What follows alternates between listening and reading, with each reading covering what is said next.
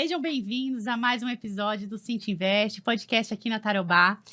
E hoje a gente vai falar de um assunto que eu sei que você tem interesse. Se você pretende ter filhos ou se você já tem e está preocupado com o futuro financeiro, como você vai pagar os custos da vida do filho, dos estudos, esse episódio é para você.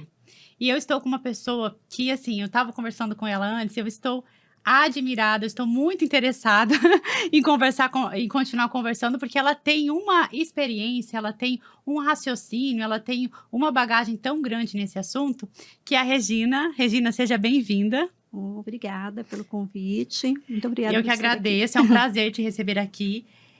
A Regina Lúcia Sanches, é doutora em economia pela UEM. Atualmente é docente da UTFPR, Campus Londrina, e desde 2017 desenvolve o projeto Educação Financeira e Finanças Pessoais, que atende tanto a comunidade acadêmica quanto o público externo, abrangendo jovens, adultos, homens e mulheres. Seus estudos atuais envolvem temas como educação financeira, inteligência artificial e o fator humano. É isso? Sim, com Quanta certeza. coisa! Me conta um pouquinho mais sobre tudo isso que você está fazendo e que já fez. Sim. Sobre a educação financeira, ela foi uma ideia que surgiu em 2017. Eu já trabalhava alguns temas antes, mas fazer um projeto e me dedicar mais à educação financeira, na minha formação é em economia, foi exatamente nesse sentido, de tentar reverter algo que eu havia aprendido durante tanto tempo na academia, de uma maneira mais simplificada, acessível e funcional, para que as pessoas pudessem aplicar no seu dia a dia, na sua rotina do dia a dia. Que essa é a parte mais importante, né? A gente estava conversando logo no início que, por um grande tempo, eu trabalhei com a perspectiva de que falar de planilhas, de controles de gastos, era algo extremamente importante em educação financeira.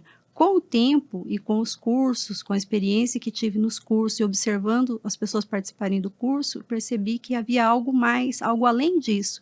E qual é esse algo além? O comportamento. Então, a gente pode dizer que existem comportamentos de finanças pessoais que vão afetar o seu sucesso profissional, a forma como você utiliza o dinheiro, a forma como você realiza seus gastos ou pensa no futuro sobre esse dinheiro.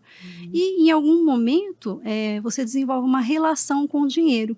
Essa relação, ela pode ser positiva, você ter pensamentos positivos sobre o dinheiro e realmente ter comportamentos que condizem com o seu pensamento, ou ter uma perspectiva mais negativa, né? Eu nunca ganho o suficiente, o dinheiro nunca dá, e isso também se refletir no seu próprio comportamento. Às vezes você acaba até assumindo dívidas muito antes de você ganhar o seu dinheiro, que é o que acontece com o famoso cartão de crédito, Sim, né? sim. Isso é muito interessante que a Regina falou. Regina é a quarta convidada aqui minha do podcast que fala exatamente a mesma coisa. Que quando a gente fala de organização financeira, não é só o número, não é só planilha. Isso eu acho que é algo que dá para se resolver, é possível se resolver. Mas o comportamento é a chave de todo o sucesso para que isso Com realmente certeza. aconteça. Você é a quarta convidada que fala isso. Então, gente, vamos olhar mais para esse lado, porque os profissionais não estão errados. Você falou sobre essa reflexão, né? Como que você estava falando para mim no início? Que como nós recebemos a nossa primeira informação sobre como lidar com o dinheiro vem da nossa família. Isso. Então, você vai perguntar hoje sobre educação financeira e filhos, né? Então, assim, os filhos, a primeira experiência deles com o dinheiro é em casa. Eu até comentei com você, feche seus olhos e pensa qual foi a primeira vez na sua vida que você se lembra de ter tido contato com o dinheiro. É legal vocês em casa fazerem isso, hein? Fechar os olhos, então, e pensar qual foi o primeiro contato. Sim, reveja a cena, né? Como foi, em qual contexto, né?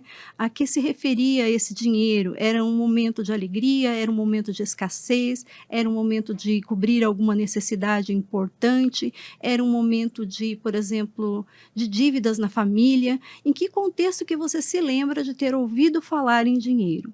E uma outra coisa importante é, quando você tiver dinheiro em espécie na sua mão, segure uma nota de dinheiro e sinta a energia. Quando você sente o dinheiro na sua mão, o que você sente?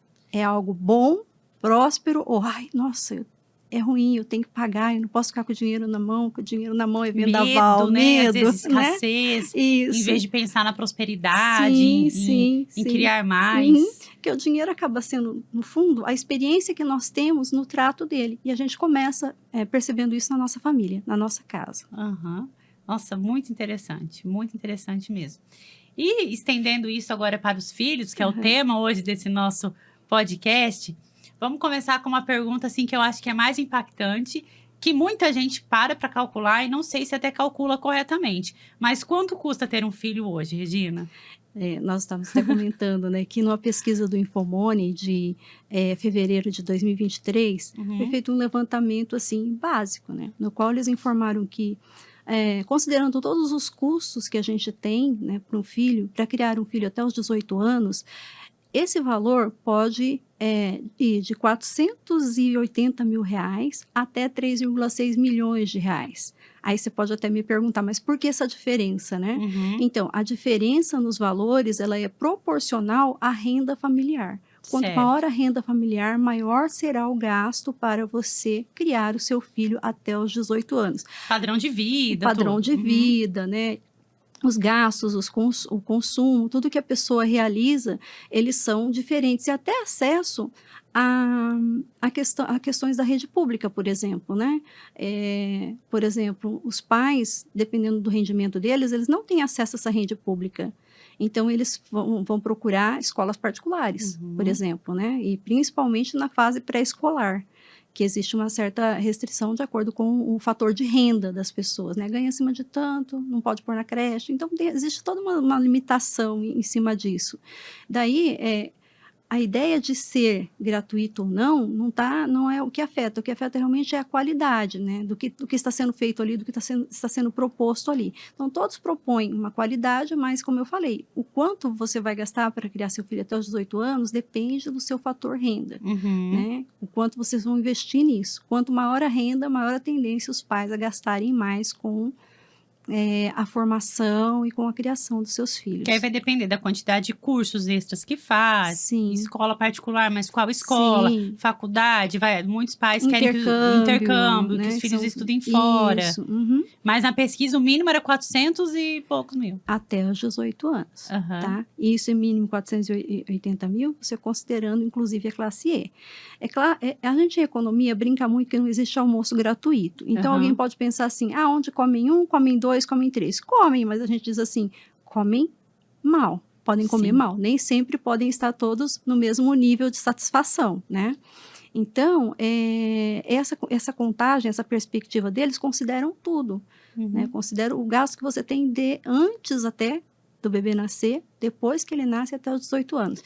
E a gente ainda precisa lembrar uma coisa que eu acho mais importante quando a gente fala de filhos. Você fala até os 18 anos, mas hoje até os 24 anos seria no caso para você considerar assim, terminou a faculdade, está pronto para o mercado de trabalho, para se gerir sozinho. Só que a gente sabe que essa maturidade profissional, ela costuma chegar em torno dos 30 anos. Às vezes vai precisar ainda dos pais, né? Por isso que se fala tanto daquela geração canguru, né? Por quê? Porque a pessoa não tem às vezes condições, mesmo depois de formado, de já sair para a própria vida, para a autonomia financeira, de custear todas as suas despesas. Então, é um período longo. Nós estamos considerando um período até pequeno, 18 anos. Até porque, na época da faculdade, se não for numa faculdade pública, uma universidade pública, muitos pais precisam pagar os estudos dos filhos. Então, ainda se estende mesmo. Dependendo da universidade, do curso, vai 6, 7 anos. Sim, vai um longo tempo até adquirir essa, vamos dizer assim, autonomia ou maturidade financeira, que é quando você consegue pagar suas próprias despesas. E você falou, então o que você acha? Essa organização, esse planejamento tem que começar desde a gravidez? Sim, não desde a gravidez. Nesse estudo mesmo do Infomone, a referência era 2 anos antes. Estou pensando em ter filho, estou planejando, já começa a fazer a organização. 2 anos antes, porque alguns gastos que vão ser gastos emergenciais, eles podem surgir nesse período. Se você não tem uma reserva de emergência, ao que você vai recorrer? Né? Você pode precisar de exames, pode precisar de medicação, pode precisar Pode ter um plano de saúde, mas os planos de saúde pedem carência para a gestação. Então, se você comprar um plano de saúde hoje, você vai ter uma carência e o plano pode cobrir parcialmente ou nem cobrir. Então, assim, 2 anos de antecedência seria o mínimo para as pessoas planejarem antes de engravidar. Né? O casal antes de propriamente engravidar, para considerar os custos que vai ter a partir da gravidez. Até porque se a mulher tem uma vida profissional ativa, sim, por mais que receba benefício e tudo mais, as coisas mudam depois que tem filho. A situação muda, né? Porque a mãe também, ela nessa fase inicial, uma criança até os 3 anos de idade, né, ela é totalmente dependente da mãe. A partir dos 3, você pode considerar uma escolinha, tal, dentro da pedagogia, até nem se aconselha colocar uma criança antes dos 3 anos numa escolinha. Acontece pela necessidade das famílias, né, que precisam trabalhar, precisam conseguir a renda, mas seria o ideal, seria a partir dos 3 anos. O que não é possível quase hoje para a maioria dos casais, das pessoas, porque precisam trabalhar e ter sua remuneração, né? Sim. Mas aí, se você for considerar isso, a qualidade que essa criança vai ter, efetiva e emocional. Quer dizer, a psicologia vem alertando cada vez mais. Quer dizer, do 0 aos 7 anos, você está formando a personalidade dessa criança, né? Você está trazendo para ela características que ela vai levar para o resto da vida. Então, a importância de você ter essa convivência com os pais. Então, sempre que possível, adiar um pouco essa questão da escolinha, né? Sim, também. E agora um desafio, Regina, porque a gente sabe, né, você mesmo trouxe números do quão caro, quanto custo tem um filho, uma criança, um adolescente. E existe um desafio muito grande para os pais, que é o quê? Pais, tutor, né, a gente fala pais, mas muitos são criados por avós, enfim. Sim. Como equilibrar o custo de hoje, atual, com o do futuro? Programar, organizar o futuro. Esse é um desafio muito grande, porque não para, né? É escola de hoje, é material escolar, cursos, enfim, toda a demanda que o filho pede. Mas os pais também sabem que esse filho vai querer fazer uma faculdade. E a gente fala tanto de cuidar desse futuro financeiro do filho. Aí ele fala, mas eu preciso muito de dinheiro agora, como é que eu vou guardar para o futuro? Como é que é possível fazer isso? Então, alguns produtos financeiros, eles conseguem valorizar o dinheiro ao longo do tempo, né? Então, eu fiz uma simulação brincando lá, se você depositasse R$50 na caderneta de poupança, que é que tem a menor remuneração possível por mês durante 18 anos, você teria, ao final dos 18 anos, R$19 mil a uma remuneração de 0,5%. Então, quer dizer... Hoje já seria um valor considerável, no futuro não sei se seria tão importante, porque depende do andamento da inflação, mas a ideia é fazer uma reserva para isso. Você tem 2 desafios, né? O desafio primeiro é os pais se educarem financeiramente, se planejar e seguir persistentemente essa ideia de que vai formar uma reserva, e o segundo é escolher em qual produto que ele vai aplicar esse recurso. Então, considerando o tempo, em economia, assim, risco e retorno e tempo, eles estão associados de diferentes maneiras. Por exemplo, um produto com maior risco oferece maior retorno, mas ele não pode ser utilizado no curto prazo, porque você pode perder dinheiro. Sim. Né? Um produto com menor risco, menor retorno, mas você tem condições de resgatar mais curto prazo, como, por exemplo, a caderneta de poupança, você perde aquela remuneração se você resgatar no mês, né?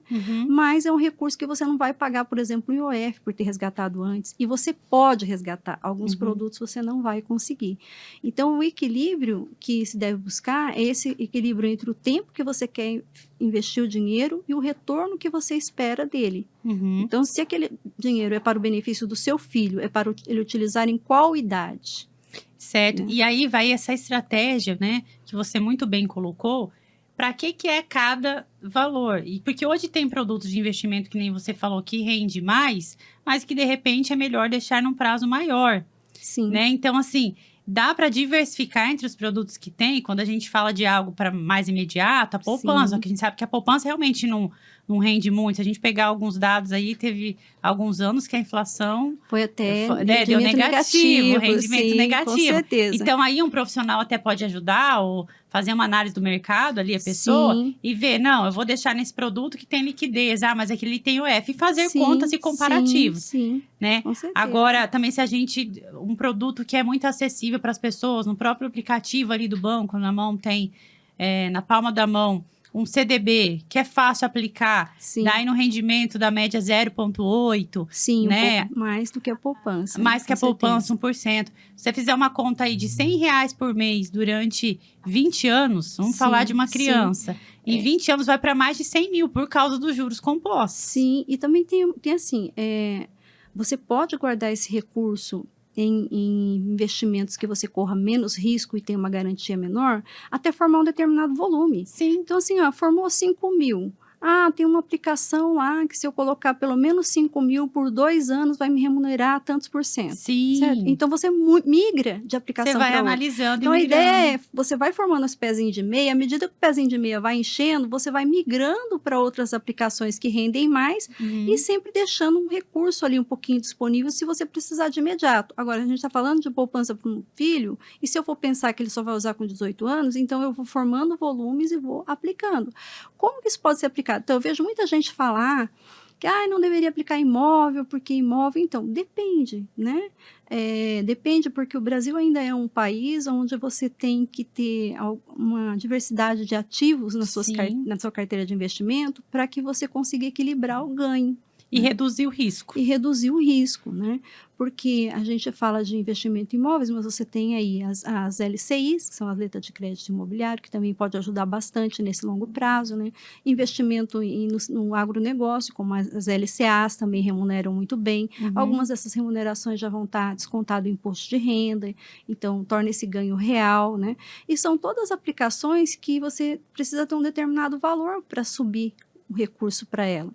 Então, isso é importante, você começar e também, ao longo do tempo, ir analisando o retorno daquele investimento para ir fazendo novos investimentos, porque como você conversou aqui com o Luiz numa matéria que eu vi, né? O que faz o dinheiro aumentar é os juros, né? Os aportes, eles são a base. A base, e você vai complementando com aportes mensais quando você puder, sim, né? Sim, mas os juros é o que faz crescer.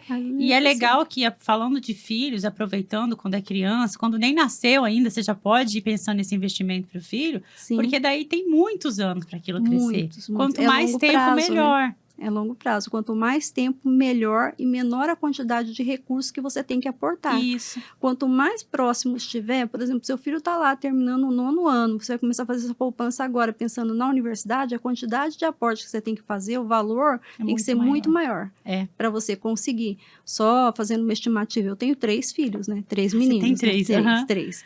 E um deles está fazendo psicologia. Quer dizer, uma estimativa por baixo do curso dele vai sair em torno de 60, 70 mil. Total. Depois de 5 anos de estudos, né? E você já foi se organizando juntamente com ele quanto a isso? Sim, porque, na verdade, eu sempre tive essa perspectiva de economizar, né? De guardar e de ter essa formação de reserva. Desde que eu comecei a trabalhar em 1900 e alguma coisa, não vou falar assim muito antes, para não ficar, né? Para não denunciar a idade. Mas eu comprava dólar, eu lembro que você e o Luiz comentaram da época da inflação, então assim, eu saía do meu trabalho, a gente, na época, era cheque, e você ia descontar o cheque. Eu passava no banco, descontava o cheque, passava na casa de câmbio, comprava $10 e guardava. Olha, você já Porque naquela época da inflação, o dólar, né, ele valorizava muito rápido, então você guardava até ter um recurso para poder comprar alguma outra coisa. E isso eu tinha 18 anos, quando eu comecei a trabalhar. Né? Sempre fiz. Você já tinha essa mentalidade. Sempre. Depois casei, depois com os filhos, repassando isso para os filhos também, né? Ensinando eles sobre isso. Então, a reserva que você vai fazendo ela é fundamental para garantir que quando chegar lá na frente, seu filho vai conseguir ter acesso a principalmente estudo de qualidade. Quando muitos pais falam assim, o legado que eu vou deixar para o meu filho é os estudos. E realmente, esse é o grande investimento dos pais nos filhos. E precisa investir. E não é um investimento baixo. Não. Né? Acho que o gargalo aí, eu ouço muitos pais falando que uma conta muito alta no mês é a escola do filho. Sim, as mensalidades As mensalidades são escolares. Altas, junto a isso tem o material escolar, tem o uniforme e tem os extras que vêm, né? Alguns materiais que podem ser pedidos ao longo do tempo, como livros, algumas visitas, por exemplo, excursões, eventos, né? Trabalhos que os alunos vão realizar extra classe, né? Que tem um determinado custo e normalmente rateado entre a turma. Então, precisa, sim, uma boa reserva pensando nesse futuro aí, que é o legado realmente dos pais para os filhos. Mas olha que informação rica que a gente está levando o pessoal que está nos ouvindo, porque principalmente para quem tem filho pequeno ainda. Sim. Porque imagine só, né? Você já sozinha teve essa percepção lá, até porque você já era da área, né? Já sempre teve esse interesse. Já veio de casa. Já veio de casa, ó, a importância de vir de casa. Os pais, sim. Mas imagine, se você tivesse tido, imagine se você não tivesse essa cultura dentro de casa, mas alguém tivesse chegado e falado para você, olha, comece a guardar um pouquinho que lá no futuro, quando você tiver filhos, vai fazer total diferença. Com certeza. Então, o que a gente quer levar para vocês é que, porque as pessoas às vezes pensam que precisa investir muito. Sim. Mas não, um pouquinho que você conseguir por mês, sim, né, respeitando a demanda que você tem atual, isso vai fazer muita diferença e ajudar muito o futuro do teu filho lá na frente. Porque Sim. tem tempo. Com certeza. Usar o tempo a favor de vocês. O tempo trabalhando a seu favor. Isso é verdade. Agora, Regina, a gente está falando de uma reserva para o estudo, uma reserva para o futuro, que ela pode, então, ser construída aos pouquinhos, justamente por causa do tempo. Existem os gastos diários, atuais, né, para a demanda ali. Mas também precisa ter uma reserva, que a gente estava falando, que é uma reserva mais imediata, que é a de emergência, que a gente chama, né? Sim. Então, o pai ele precisa olhar para todas essas áreas aí, essas demandas financeiras e o desafio com tudo isso. Então, olha, é assim, existe uma regra de bolso básica, é muito citada, 50-30-20. Certo. Né? Então, assim, da remuneração que você recebe, 50% vai para os seus gastos básicos, seriam os fixos, que acontecem todo mês, gasto com alimentação, né, transporte, saúde, enfim. E 30% para os gastos que variam, né? Lazer, né? Alguma coisa extra que você vai fazer, entretenimento, porque é importante, a gente não pode trabalhar só para pagar o básico, né? Todo mundo tem que ter lazer, entretenimento, alguma coisa extra que você precise, por exemplo, uma manutenção na casa, no carro, entendeu? Esses 30% vão cobrir isso. A reserva, os 20% que você guarda, né, seria assim, 20% do que vocês ganham, vocês deveriam retirar isso para fazer essa poupança. E é isso aí que deve ser reinvestido pensando lá no futuro. Então, esses 20% não é para ficar parado, ele é a reserva financeira. Existe um indicativo que para você ficar um pouco tranquilo financeiramente, contando com esses imprevistos, perdeu o emprego, né, ou quebrou o carro, alguma coisa assim, que você deveria ter em torno de 3 a 6 meses de renda familiar como reserva. Isso não é dinheiro parado, esse dinheiro deveria estar aplicado, rendendo alguma coisa. Pelo menos para manter o nível da inflação ali, né? Para nos valorizar. Porque essa reserva, ela não pode ser, você tem que pensar que ela tem que crescer ao longo do tempo, ela não pode ser um valor muito pequeno, porque senão ela também não vai te ajudar, né? Ela é pequena quando começa, mas a tendência é que ela deveria crescer, e você deveria ter uma reserva para você estar tranquila em torno de 3 a 6 meses da renda da família, né? Porém, a gente tem uma coisa que trabalha muito contra a gente, que é, a gente fala propensão marginal a consumir, propensão marginal a poupar, né? Então, a propensão marginal a consumir da nossa renda é em torno de 70% a 80%. O que quer dizer isso? Quando você recebe seu salário, 70% a 80% dele já não te pertence. Já está comprometido. Já está, os 50% são o básico, os 30% já é mais ou menos um hábito seu que você já tem de consumo. Que você já paga mensalmente, talvez, já. Então, o que sobra para você pensar em futuro é de 10, 15 a 20%. Quando sobra 20%, né? Que eu vejo assim, que é para a maioria. Sim. Porque muitas vezes a gente pega esses 20% que deveria sobrar, a gente gasta ele, né? A gente utiliza o crédito. E o crédito é um grande... Traiçoeiro. O crédito tem que ser usado com muita consciência, né? Porque se ele não for utilizado com consciência, a ideia de que, por exemplo, as lojas fazem muita promoção assim, vai pagar daqui 3 meses. Gente, tudo que a gente tem que aprender sobre parcela é que parcela vence. E ela chega, né? Os 3 meses vão chegar. Ela vai vencer. Se eu não comportei dentro do meu orçamento, se eu não cortei nenhum gasto, aquela parcela chega para somar nos meus gastos. Eu vou precisar de mais dinheiro para pagar essa parcela. Não, e até porque a parcela... Principalmente as pequenas, as pessoas falam, não, mas é pequenininha. Daí vai acumulando parcela. Quando vê aquilo se tornou algo tão grande, que a pessoa fala, nossa, mas é sério que veio tudo isso? Como que eu gastei tudo isso? Mas as pequenas parcelas formam valores grandes. As pequenas parcelas formam valores grandes. Na somatória da fatura do cartão ali, quando você se assusta, quando você diz, nossa, mas eu não lembro de ter feito tudo isso, né? Como que chegou? Mas chegou o dia do pagamento. Ô, Regina, a gente já falou aqui em outros episódios sobre produtos de investimentos. Eu, assim, já tenho tem alguns que eu gosto mais e sou mais propensa, né, a investir e recomendar e aconselhar quando eu atendo os meus clientes. Mas hoje, o que você recomenda quanto a produtos de investimento? Eu vejo muitos pais, talvez até por falta de informação ou por ter tido essa informação, investem muito em previdência, Sim. né, para os filhos. Eu não sei se você tem visto isso também, mas o que você acha sobre os produtos? Então, todos os produtos financeiros, a gente tem que observar duas coisas: o retorno do produto, né, a tributação em cima desse produto, então, assim, o retorno líquido, Importante. que é descontando a tributação, e as taxas de administração. Uhum. Tá?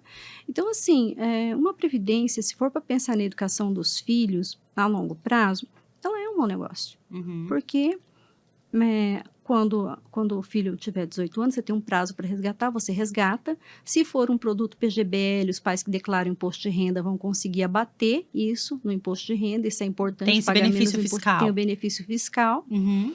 E, ao mesmo tempo, é um produto muito, assim, que visa garantir o valor que você investiu e dar algum ganho. Tá? Então, não seria um investimento ruim. Uhum. Porém, ele tem as taxas de administração, né? Tem que ser uma instituição boa, né? Que consiga bons resultados. Então, antes de você comprar uma previdência de um banco, veja quais são os retornos que esse banco tem dado em cima da previdência. Uhum. Porque tem produtos que às vezes são muito bons para o banco e não tão bons para o cliente. Sim, né? Então, sim. veja qual é a taxa de administração que ele está cobrando, compare com outros bancos e veja qual é o retorno que está tendo ao longo do tempo da carteira que esse banco tem, né, para você poder investir nele. As outras aplicações mais de curto prazo, CDB, RDB, Tesouro Direto, são aplicações para você pegar o dinheiro, o recurso mais no curto prazo. Uhum. Então, eles podem te dar um ganho a longo prazo, mas também você tem uma vantagem que é a disponibilidade deles de imediato. Sim, a liquidez. A liquidez, que é algo importante para você. Uhum. Então, vamos supor que você tenha lá investido 45, 60 mil reais, vamos pegar o preço de um carro popular, né? Você tem esse recurso investido lá num LCA, aí aparece alguém com uma oportunidade de negócio, que você sabe que o risco é menor e que você poderia investir e ganhar mais 10%. O que você faria? Uhum. Investir e Você ganhar investiria para você obter 10% de mais retorno. Eu falo isso porque isso aconteceu comigo, né? Eu tinha um recurso guardado lá nesse nível de reserva, né? E apareceu um imóvel para mim, e eu me lembro assim, na época eu paguei 115 e eu vendi por 190. Uhum. Então, quer dizer, aí você não vai segurar o dinheiro como reserva naquela modalidade em espécie, porque você vai aplicar em alguma coisa e ganhar mais. Agora, você vê oportunidade. O custo de oportunidade. Agora, lembrando que o custo, para você se apropriar de custo de oportunidade, você tem que ter muito conhecimento, tem que ter muita certeza de que aquele investimento vai te dar mais retorno. Né? Mas também é uma possibilidade, porque muitas coisas elas valorizam hoje, como eu vi uma matéria, o pessoal falando de imóveis. Imóvel depende muito da localização que você compra, do tempo que você vai manter o dinheiro investido naquilo. Se aquilo é para uma formação para você de renda, é muito ruim você ter um imóvel muito caro que você more nele, certo? Mas você ter um imóvel que você aluga e recebe renda dele, se você receber renda em torno de 0,7%, de 1% em cima do valor do imóvel de aluguel, já é uma renda extra para você. Então, também são fatores que você deve pensar, e ações também, né? Ações no longo prazo, porque você compra a ação, ela tem o valor dela, a tendência das ações, claro, também, de novo, lembrando, veja ações boas, ações de empresas sólidas no mercado, que você investe e ainda recebe o dividendo dessas ações. Todas as ações vão pagar dividendos, que é uma renda passiva e que podem ser reinvestidas em mais ações ou gerar dinheiro para você fazer uma outra aplicação. O importante é estar sempre olhando essa reserva na perspectiva de crescer. E quanto você gostaria que ela crescesse ao longo do tempo? Qual é o meu objetivo final para esse recurso, né, lá na frente? O ideal é que ele extrapole as nossas expectativas sempre, né? E sempre ter, de repente, conforme vai investindo, criando mais maturidade no mercado e se familiarizando, vai diversificando com produtos que pode dar um retorno maior. A gente está vivendo a era aí dos ativos digitais, então criptomoedas que também são oportunidades, mas precisa ter conhecimento, saber investir, entender como que funciona, né, o tipo de investimento ali. Mas o que a gente quer levar para o pessoal é que não existe uma fórmula, não existe um jeito certo ou um produto ideal. Vai todo mundo investir nesse produto. Vai muito de acordo com o objetivo, com a realidade da Sim, família, com certeza. com a disposição, a capacidade, Sim. apetite a risco, Sim. prazo, se São precisa de liquidez ou não. Se precisa de liquidez ou não é o grande fator, né? É, A questão de quanto você precisa dessa liquidez, ela é muito importante para decidir o produto que você vai aplicar. então Que é é- sempre analisado caso a caso, né, Regina? Sempre caso a caso. Por isso que Certo. não existe uma regra específica. Olha, faça isso que você vai. Não é uma receita Né? de bolo que Não. vai ser sempre Existe igual. uma certa segurança no retorno, mas o valor desse retorno vai ser menor quanto maior for a segurança que esse retorno recebe. Então, por Aham. exemplo, caderneta de poupança é 100%, que se você aplicar, você vai receber o retorno, Uhum. né? Mas, porém, o percentual que você recebe é muito baixo. Muito baixo, ou como a gente falou, alguns anos negativo. Até negativo. Mas, ó, vamos falar de uma coisa agora que também gera uma dúvida nos pais. É. Sobre a mesada. Ah, sim. Como você enxerga a mesada? Deve existir? Não? Se sim, quanto? Como que é mensurado isso? Certo. Então, a mesada ela é um item importante. Ela ensina a criança desde cedo a pensar no valor do dinheiro. Porque, assim, Certo. educação financeira, os pais têm que ter e os filhos também. Como você vai trabalhar isso com seu filho. Só que eu vejo, assim, para você colocar a mesada, os pais têm que estar preparados. Uhum. Porque eu vejo muito pai que coloca a mesada, mas não segue a regra. Então, assim, a criança tem lá, sei lá, 6 anos. O pai dá uma reservinha, dá uma mesadinha de 50 para ela. Sabe que a criança gasta os 50 dela, depois gasta os 50 do pai, depois gasta os 50 da mãe. Então, assim, a criança... E os pais vão cedendo. Os pais vão cedendo. Aham. Então, assim, a criança entendeu que existe, mas ela pode estar constantemente quebrando, né, as regras para ela ter o benefício que ela quer.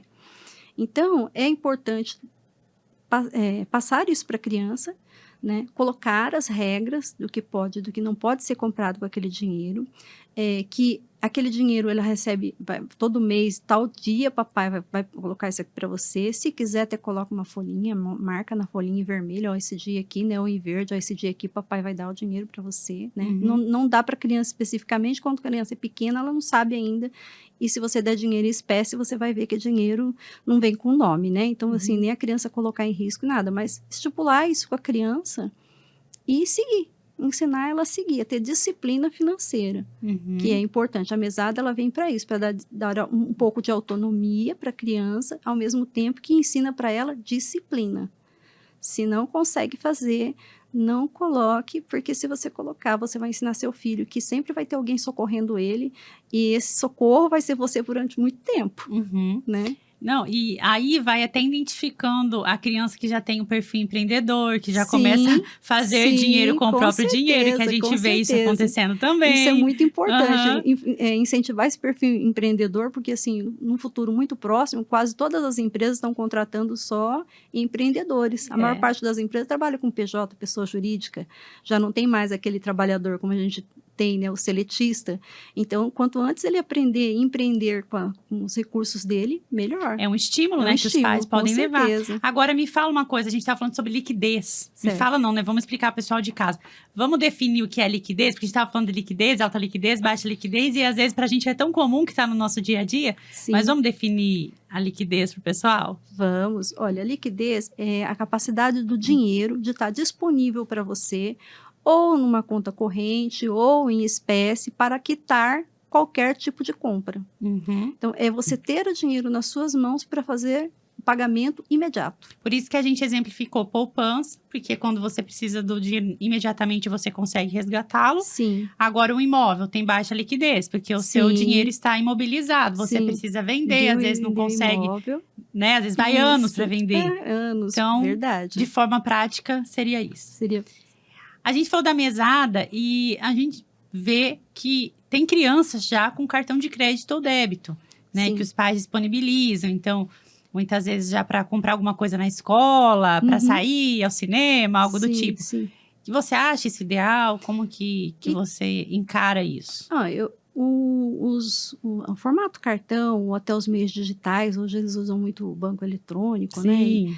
É uma realidade, né? É uma inovação, tá aí, veio para ficar, não vai mudar, né? E A questão é o pai entender para que ele quer isso. Uhum. Se for para autonomia financeira, você pode colocar um valor X numa conta atrelado, né? Pode ser até para quem prefere pagar à vista, você dá um cartão de débito e limita, coloca lá R$ 50, acabou R$ 50, acabou, só vou abastecer de novo mês que vem, como a gente está brincando com a questão da mesada, né?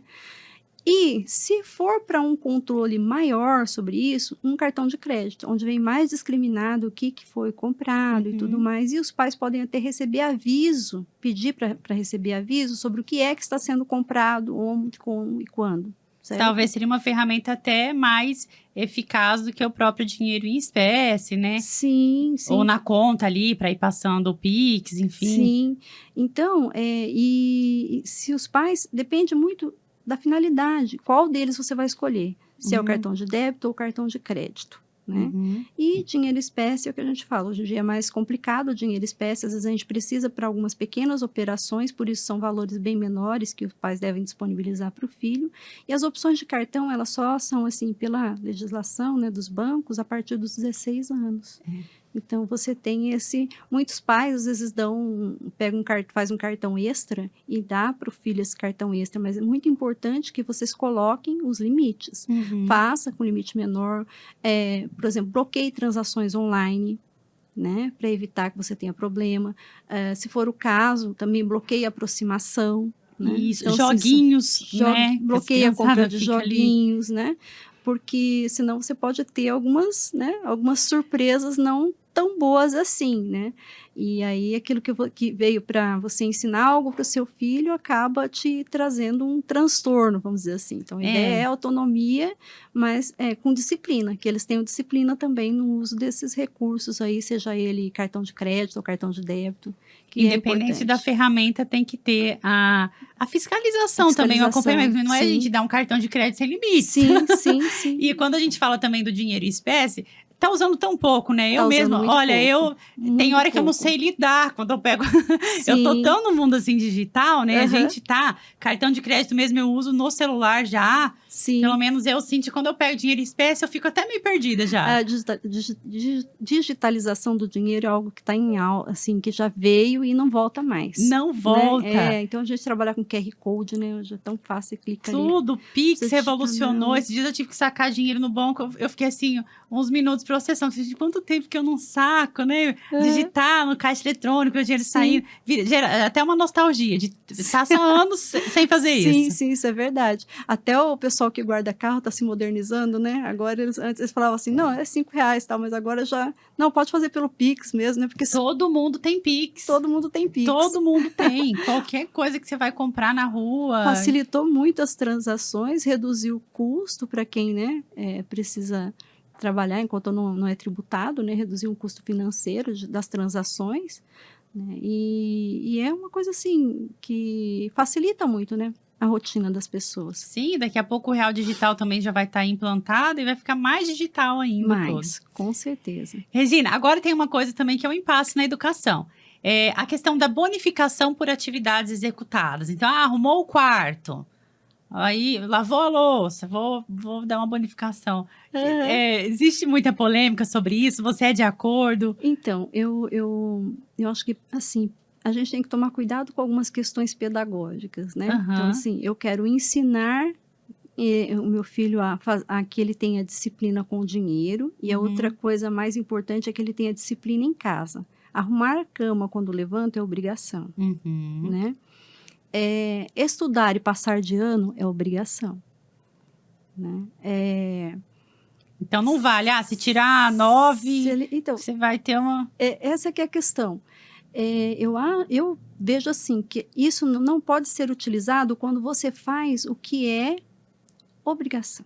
Os pais entendem que é uma obrigação.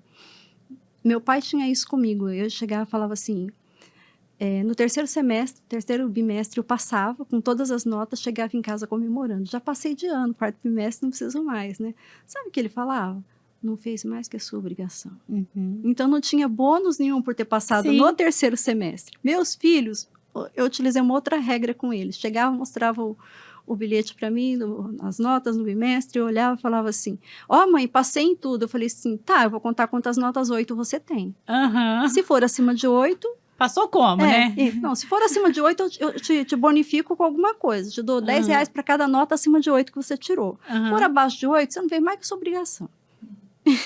Entendeu? Perfeito. Então, sempre que fizer a obrigação já tem que ser feita. É uma regra da casa, são as regras, as normas da casa, as regras da família. Certo? Até porque depois fica adulto, tem um monte de coisas que não são tão agradáveis de fazer e vai ter que Sim, fazer. e vai ter que fazer, né? E não vai ter bonificação, Sim, não. E a bonificação, ela deve ser para algo que foi além ou que não está naquelas regras que já estavam predeterminadas ali na família, né? Então, não estava predeterminado que você estivesse fazendo um curso de inglês e fosse o melhor aluno da turma. Sabe? Então, poxa, você recebeu, não estava determinado que se você estivesse fazendo seu colégio normal, você seria a melhor nota da sala, né? Ou você seria reconhecido pela melhor redação na escola. Opa! Né? Então, começamos a ter estímulos que realmente valem a pena no sentido de que vão levá-lo a querer mais. Que a ideia é querer ter mais. Porque quando a gente educa nossos filhos, você educaria seu filho para quê? Para serem mais. Para serem mais. Nós queremos que os nossos filhos sejam melhor que nós. Felizes, que conquistem o que desejam. Sim, melhor que nós, emocionalmente, financeiramente, profissionalmente. Né? Então, a gente tem que estimular eles para o mais. Eu sou a favor das recompensas desde que elas te estimulem para mais, não para o básico. Para o básico, não. Aí você está nivelando por baixo, que é o que a gente fala. Eu te pago por qualquer coisa que você fizer, eu estou lá te aplaudindo. Não, vou te aplaudir quando realmente for algo que te eleva. Não é me eleva, não é eu, o pai ou a mãe. Claro que a gente se reconhece nos filhos, né? Tem um filho que recebe uma menção honrosa na universidade. É a coisa mais maravilhosa do mundo. Tem um filho que ganha um prêmio, que, né, foi o melhor em matemática. Tem um filho que ganha um prêmio porque foi o melhor em literatura. Não é bom? É maravilhoso, muito bom. Enche a gente de orgulho. Mas, e ajuda eles a alavancarem, eles a irem à frente. Então, a ideia é que essa recompensa conduza ele para algo melhor, para um caminho melhor. Nossa, perfeito. Regina, você tem 3 filhos, né? 3 filhos. Qual a idade? Então, eu tenho o José Manuel, 22 anos, o Vitor Manuel, tem 19 anos, e Lúcio Manuel, que tem 16 anos. Bem próximos, né? Bem próximos. E todos eles, agora trazer um pouco da tua experiência, porque a gente traz o real que você viveu, que você implantou como exemplo para a vida das pessoas, né? Quem está nos ouvindo. E você conseguiu implantar essa organização financeira, essa valorização do dinheiro, do custo do dinheiro, para ganhar o dinheiro, organizar, poupar e investir. Você conseguiu implantar com eles desde pequenos? Como é que foi isso? Olha, os meus filhos, eles já sabiam, assim, que a gente tinha uma regra de como eles vieram muito próximos um do outro, as coisas de um passavam por outro. Então, o caçula foi o que mais reclamou que ele não ganhava nada novo. Não, e 3 meninos ainda, né? Até acho justo ele reclamar. Ele mais reclamou que ele não ganhava nada novo. Nada foi comprado para mim, foi para os meus irmãos primeiro. Isso. Então, foi para os meus irmãos primeiro. A outra coisa que eles comentam muito comigo é que eles lembram assim, mãe, você sempre falava assim, na volta a gente compra. Que fazia daquela volta no shopping, repensar e tudo mais, para depois saber se ia comprar. E a outra coisa é que eles ficavam assim, que como eu investi muito em imóveis. Então, por isso que eu falei, eu não sou contra imóveis, porque eu sei o patrimônio que eu tenho hoje por causa de imóveis, mas é o que eu falo, é difícil porque você tem que escolher imóvel que, a princípio, era um valor X, o tempo, ao longo do tempo, a valorização que você fez ali triplicou, quadruplicou, 100% o valor ou até mais. Porque pode, do que você tem. É o que você falou, tem que saber investir em imóveis, porque pode ser que alguns já tenham valorizado o máximo e vai ter só aquela correção anual. Sim. Eu não tenho liquidez, mas em patrimônio tem um valor considerável. Daí, porque por que eu falo isso? Porque eles comentavam assim, mãe, e toda vez que chegava o final de ano, você falava assim, agora a gente tem que economizar, hein? Porque o pai e a mãe estão terminando de construir tal coisa. Então, eles assim, eu tentei fazer a poupança para o meu filho, né, mais velho, então conforme eu fui fazendo a poupança, o dinheiro aumentava, a gente investia. Então, é por isso que eu te falei que é importante as pezinhas de meia crescer e você investir, certo? Então, hoje, eles têm, a gente tem uma reserva financeira, que é uma renda passiva, que serve para custeia eles. Então, eu tenho uma renda passiva de aluguéis que custeia meus filhos. De aluguéis. Sim, No seu caso, de você aluguéis. fez... No meu caso, de aluguéis. Isso. Sua diversificação foi em A minha imóveis. Foi o que você escolheu para você. Sim, foi essa. Mas se tá você dando considerar que esses investimentos eu fiz há 30, 35 anos atrás. Entendeu? Então, não é hoje, não foi hoje. Então, assim, foram coisas que eu fui constituindo nos últimos 35 anos. Então, isso foi se transformando num patrimônio e esse patrimônio gera uma renda passiva. Essa é a importância de começar cedo, que a gente está falando, e também que investimento é a longo prazo. Sim, Nada vai acontecer da noite para o dia. Nada acontece da noite para o dia. Né? Então, assim, é muito bom, porque quando eu estou falando de educação financeira, eu estou falando de algo que eu vivi. Sim. Né? Então, assim, como a gente fala da história sistêmica, meus pais, eles eram, assim, pessoas muito simples, né? Meu pai era deficiente visual, recebia aquela renda de 70% do INSS, nós éramos em 4 irmãos. A minha mãe, ela era lavadeira, uma profissão que não existe mais, ela lavava roupa dos condomínios, certo? Então, a gente cresceu numa situação, numa condição financeira bem restrita, né? Você pensa, 4 filhos para uma renda que não chegava a 2 salários mínimos, né? Então, muito difícil tudo isso. Mas aí, dentro de casa, a gente ia aprendendo com meu pai, que era uma pessoa, assim, muito perseverante, minha mãe também. Então, eram 2 pessoas que nos ensinaram o valor do dinheiro, para a gente poder investir e poder pensar no futuro, né? E aí, desde que eu era pequena, meu pai e minha mãe falavam uma coisa para mim: vai estudar. Então, assim... E você foi. Fui. Aí a prova que deu certo estudar. Sim, e é muito importante que a gente às vezes fala assim das oportunidades, mas assim, a minha vida profissional foi assim, eu trabalhava, estudava, eu fiz o curso de economia à noite, 5 anos, fiz mestrado em Maringá, estudando, dando aula em Londrina, indo e voltando, fiz doutorado fazendo a mesma coisa. E no doutorado eu tinha 3 filhos pequenos. Meu filho caçula tinha 1 ano e 8 meses quando eu fiz o doutorado. Então, assim, e aí a gente entra numa outra questão que eu até comentei com a Chica, que é, a gente vai perceber que a educação financeira entre homens e mulheres é diferente. O tratamento da educação financeira feminina tem que receber um tratamento maior, diversificado e mais profundo. Por quê? Porque a mulher é mãe. Ela tem que abrir mão, às vezes, de tanta coisa. Muita coisa. As pesquisas mostram assim, ó, quando você olha uma mãe pensando no dinheiro, ela está pensando na casa. Às vezes que você olha...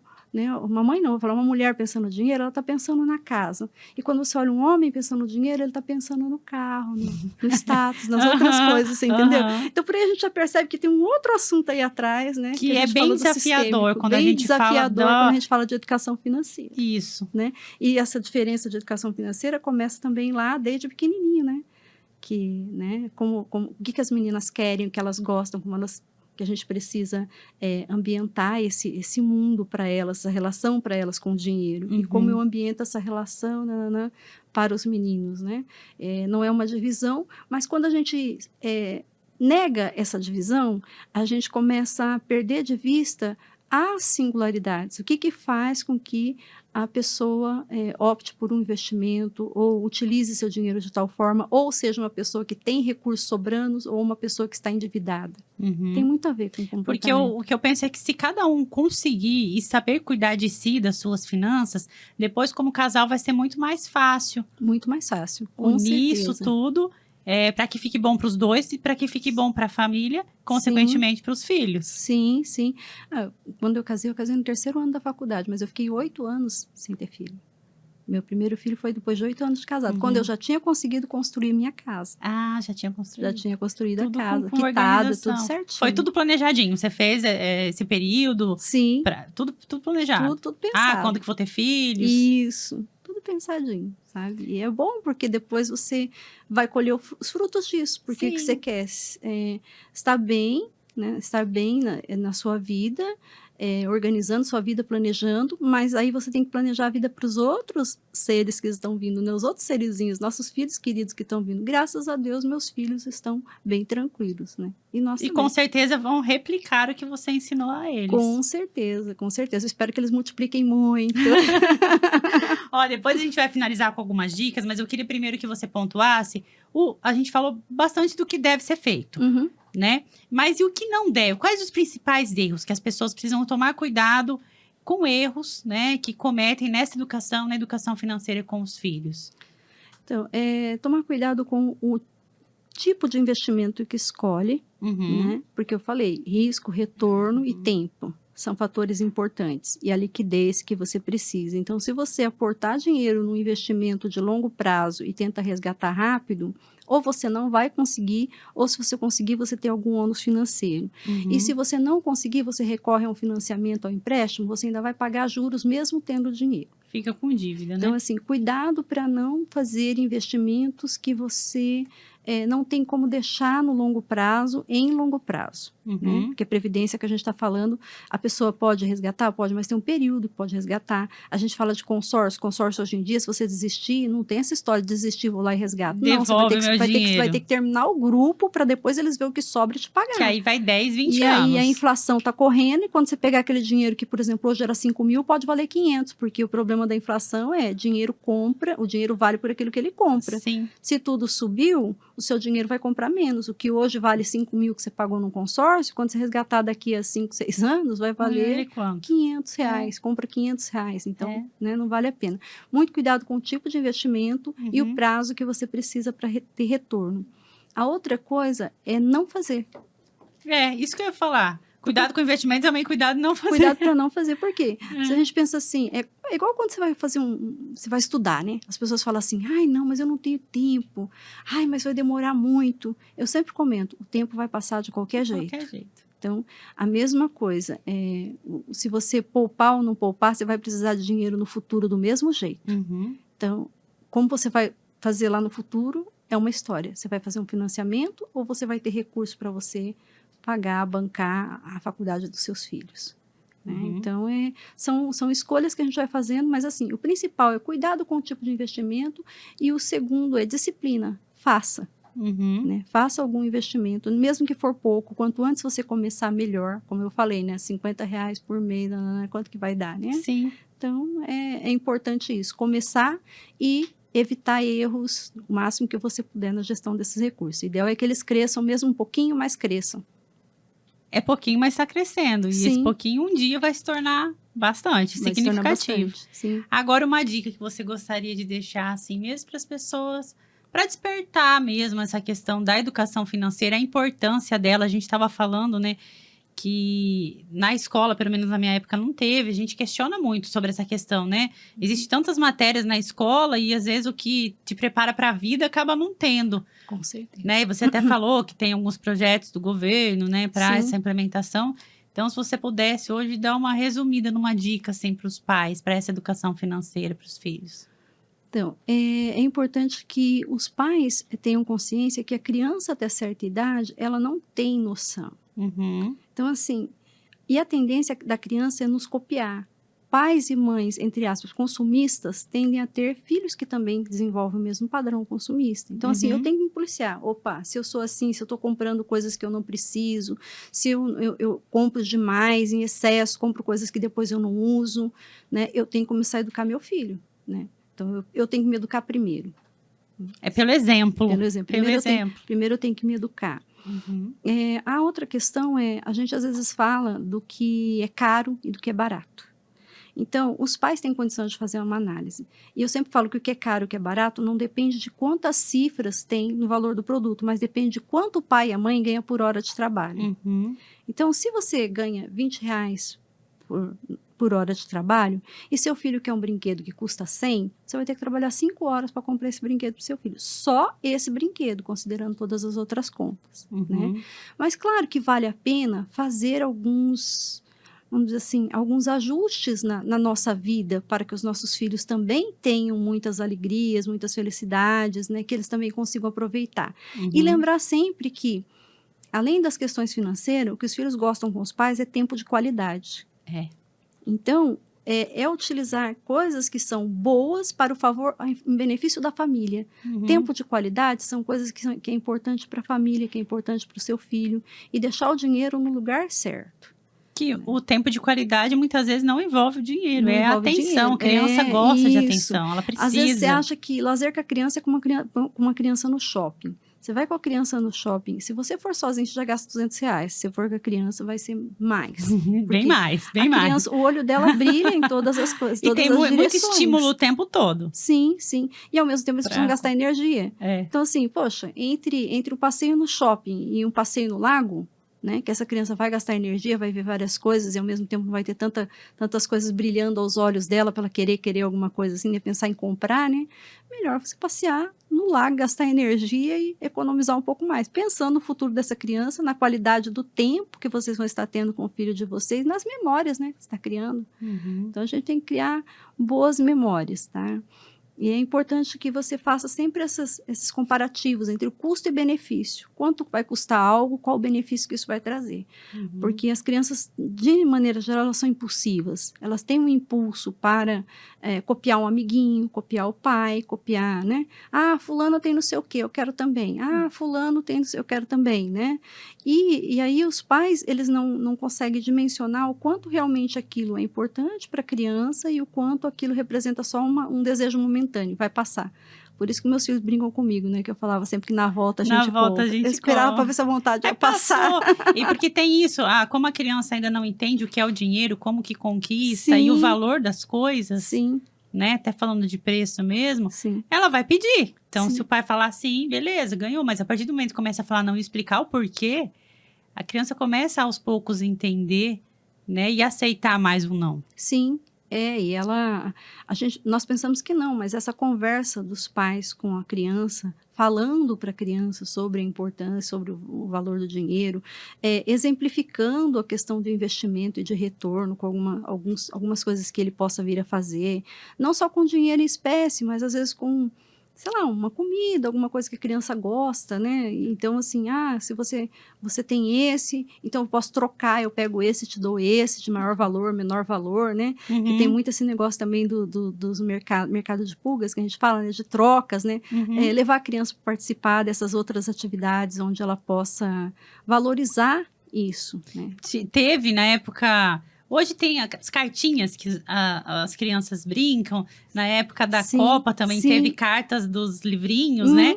E aí foi bem legal que teve um movimento das crianças trocando. E aí trocavam com valores iguais. Sem falar em dinheiro mesmo, era a troca da carta. Mas isso já significava valor. Já significava, né? A importância do lúdico no momento em que você quer transmitir informações para as crianças sobre o dinheiro. E tudo é comportamento. O que eu aprendo...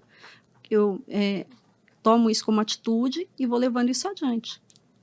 Isso aí, Regina.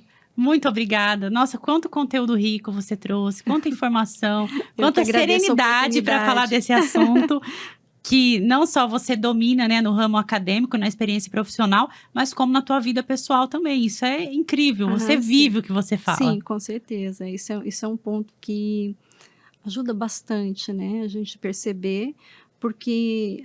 A gente tem que tornar cada vez mais acessível tudo que a gente sabe sobre gestão de finanças pessoais. Né? E a gente está aí para isso. E depois também, se você quiser, pode disponibilizar lá o Instagram para o pessoal. Você pode falar o teu Instagram? É professoraregina.utfprld. Perfeito. Sigam lá, que essa mulher aí tem muita coisa para compartilhar com a gente. E informação financeira e de investimentos, a gente sabe que o brasileiro precisa muito. Né? A gente é um pouco carente aí desde a base dessa informação, mas nossa missão é levar essa informação para quem a gente puder, né, Regina? Sim, com certeza. Obrigada a você que assistiu até aqui esse episódio com a Regina Sanches sobre planejamento financeiro para os filhos, que é muito importante. E me acompanhe nas redes sociais, Cíntia Calizotti. E também toda segunda-feira tem um episódio novo no Portal da Tarobá. E o próximo é sobre... do tradicional ao digital. Como construir um planejamento financeiro. Eu tenho certeza que você vai gostar muito, porque é importantíssimo para a sua vida também.